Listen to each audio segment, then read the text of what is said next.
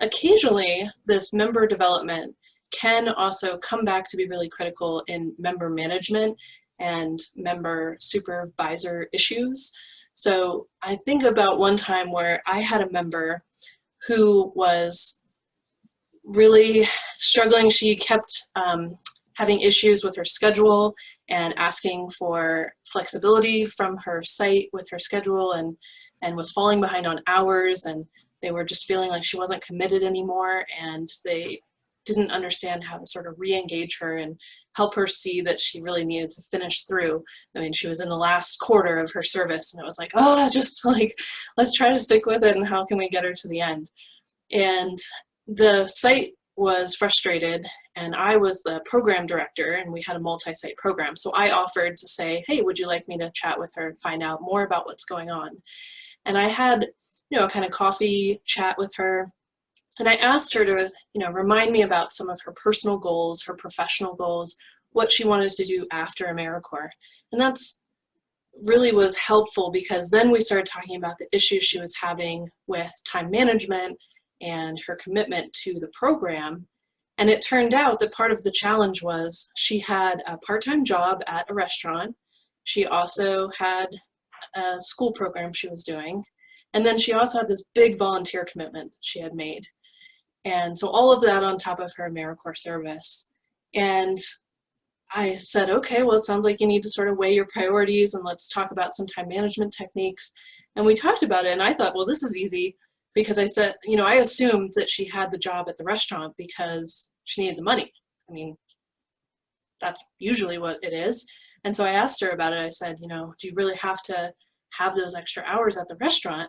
She said, I don't need the money, actually. I was pretty shocked. I was like, you don't need the money? She was like, no, actually, I just got, funding from something else, so I really don't need the money. I'm like, well, this seems easy. Like, why not quit the job at the restaurant if you don't need the money? They keep asking you to work extra shifts, it's not the kind of work you want to do. And she ended up saying that, well, my friends work there, and they keep asking me, and I know how understaffed they are, and I feel bad, I don't want to let them down. And so it was a great chance for us to come back to, well, what are some of your professional goals? She actually wanted to pursue elected office.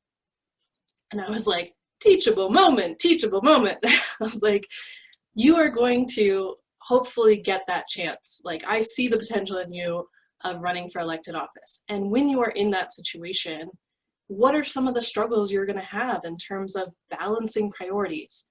Having a lot of different people asking you for things, having a lot of people asking for your time and your attention, and what are the kind of skills you need to develop to be able to navigate that?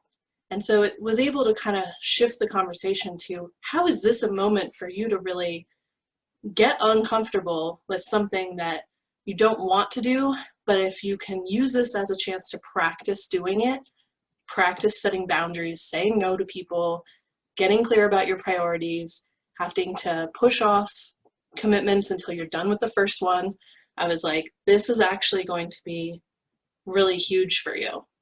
And so it was just a really wonderful conversation, and she was able to make that shift, and she was able to stick with her AmeriCorps commitment and finish strong. And it was a chance to make it bigger than the moment. And sometimes when you are focused on member development and kind of that bigger picture of what are our members getting from this experience beyond just getting the scope of work done, it can also help not only in helping them, but also helping you when you need to get them to see the bigger picture, and you need to get them to kind of rise to those challenges.